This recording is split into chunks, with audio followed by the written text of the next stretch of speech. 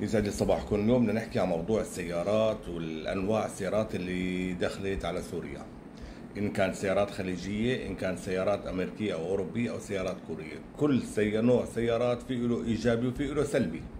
خلينا نحكي عن السيارات الخليجيه. السيارات الخليجيه السلبيه تبعها انه هي معرضه للحراره كثير، مو شوي كثير، لانه بتعرفوا بالخليج كثير الحراره كبيره. السيارات الأوروبية أو الأمريكية والكندية كلها بتجي فيها، الأوروبية والأمريكية بتجي فيها حوادث. كل شيء سيارات أمريكي وأوروبي بيجي فيها حوادث، تتصلح بعدين بتنبعت لأنه فوق صيانة غالية فما بيصلحوهم، بيبيعوهم بالمزاد. بنحكي عن السيارات الكورية. السيارات الكورية بتجي ما فيها حوادث، فيها قطعة أو قطعتين بخ، بس الكيلومتراج كتير عالي فيها. بنجي للسيارات الكندية. السيارات الكندية اللي عم تفوت على سوريا منطقة باردة، فمعرضة السيارات تكون فيها رطوبة. وأوروبا أغلبها يعني بيكون فيها رطوبة. هاي بالنسبة للسلبيات. الإيجابيات، السيارة الخليجية أنت لما عم تشتري السيارة من الخليج كصيانة كتير ممتازة، قطع صيانة متوفرة، وبيصلحوا السيارة وبتبعتها.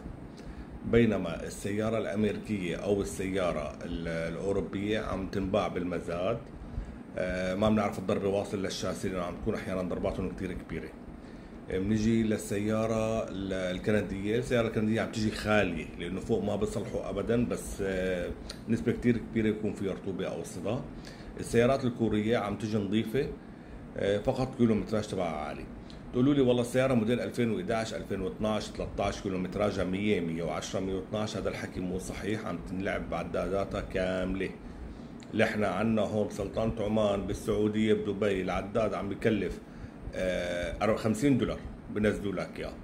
فبسوريا لازم تتغير العقلية بالنسبة لشراء السيارات، يلي هو انه والله هي وين فيها بخ، هي ليش فيها هون. 3/4 السيارات مبخوخة، وبالذات بالخليج لانه الحرارة كتير كبيرة. اذا ما مبخوخة السيارة ما ححل دهان كاملة. وهون بدول الخليج بيقولوا لك انه السيارة هاي بدك تعمل لها معاينه او تعمل لها ترسيم، اذا فيها خرش بقول لك روح بخ الطبون، روح بخ السقف، روح بخ الهاد، ما بضر يكون فيها حادث. لازم تغيير العقليه. الشراء بسوريا اهم شيء هو الماكينه والجير والشاسيه يكونوا نضاف، وكل ما تبقى هون فهو تحصيل حاصل. هذا الشيء كل الشغل هذا موجود بدول الخليج. بقول لك بدنا كيلومتراج واطي، دور على سيارات حديثة من 18 و 19. يعني أنا منزل سيارة انترا موديل 2017 ماشي 200,000، فشغلة عادية الكيلومتراج يعني بهذا الموضوع. بس في عالم كتير عم يلعبوا بالعدادات، يعني أنا عم شوف إعلانات إنه السيارة ماشي 100,000 موديل 2012. هذا الحكي غير صحيح وغير واقعي. بجوز تطلع لك 1% 2% صحيح لما بتفتح أنت بقى السيارة من جوا وتشوفها إنه بالفعل الغرفة تبعها لسه ريحة الوكالة فيها، غير هيك فعرف إنه ملعوب بالعداد تبع السيارة.